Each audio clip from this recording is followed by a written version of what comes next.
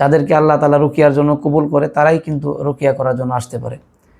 এই জন্য যে সমস্ত ভাইয়েরা শুধু বলেন যে আমি সুস্থ হই না, এখানে দৌড়াইছি সেখানে দৌড়াইছি, এই সেই হুজুরের কাছে গেছি, তাদেরকে আমি বলবো যে আপনি দিলকে স্থির করুন। স্থির করে তারপর আল্লাহর উপর ভরসা করে আপনি নিজে আমল শুরু করেন।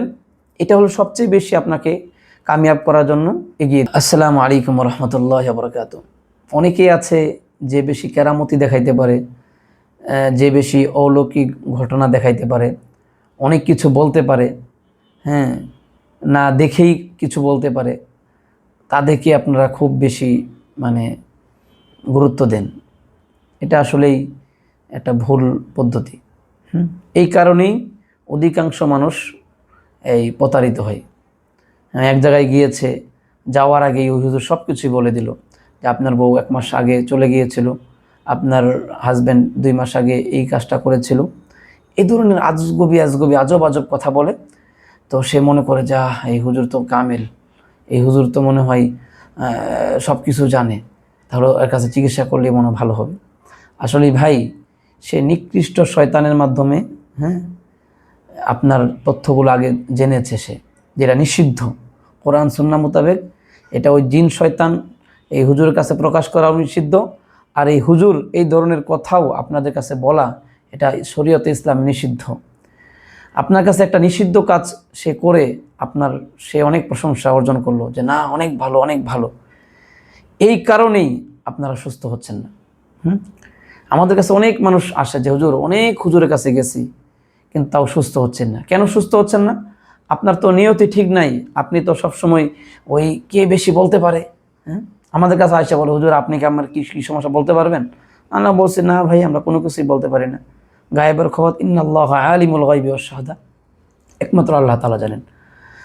আমরা আপনার হিস্ট্রি শুনবো, আপনার সমস্যাগুলো আমরা যাচাই বাছাই করব, তারপর রুকিয়া করব, শরীরের মধ্যে আপনার এই ধরনের প্রভাব শরীরে আছে কিনা, তারপর আমরা যদি থাকে সেই অনুযায়ী আপনাকে সিদ্ধান্ত দেব যে আপনার জাদুর সমস্যা বা বদনজর হাসাদের সমস্যা। এরপর আমরা সেই অনুযায়ী আপনাকে শরীরে ধরে ধরে, বুকের মধ্যে ধরে ধরে, মাথার মধ্যে ধরে ধরে, যেই জায়গাতে যেই প্রভাবগুলো আছে সেখানে ধরে ধরে আমরা ট্রিটমেন্ট করব। আমরা ওরকম আজগবি বা ওরকম আজীব কোনো কিছু বলতে পারি না। এই জন্য আলহামদুলিল্লাহ, যারা একমাত্র আল্লাহ তাআলার উপর বিশ্বাস করে এবং আমল করার নিয়ত আছে, যাদেরকে আল্লাহ তাআলা রুকিয়ার জন্য কবুল করে তারাই কিন্তু রুকিয়া করার জন্য আসতে পারে।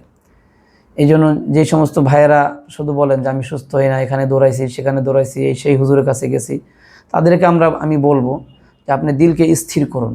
স্থির করে তারপর আল্লাহর উপর ভরসা করে আপনি নিজে আমল শুরু করেন। এটা হলো সবচেয়ে বেশি আপনাকে কামিয়াব করার জন্য এগিয়ে দিবে। আপনি নিজে আমল করেন, সকাল সন্ধ্যা তাসবিহাতগুলো আপনি আমল করেন। বাথরুমে ঢোকার দোয়া, বের হওয়ার দোয়া, খাওয়ার সময় দোয়া, কাপড় পরিধানের দোয়া, এগুলো করেন।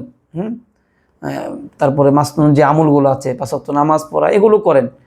এরপর আপনি কোনো রুকিয়া সেন্টারে যোগাযোগ করে রুকিয়া করেন। ইনশাআল্লাহ আপনি সুস্থ হবেন।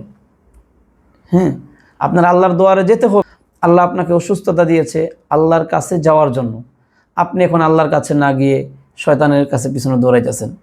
কোন হুজুরে বেশি কেরামতি দেখাইতে পারে? কিসের কেরামতি ভাই?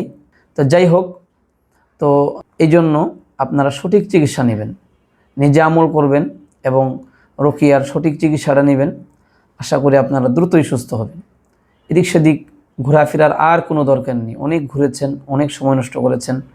এখন ফিরে আসুন, নিজে স্থির হন, আমল করা শুরু করেন এবং কোনো রুকিয়া সেন্টারের সাথে যোগাযোগ রেখে আমল করেন।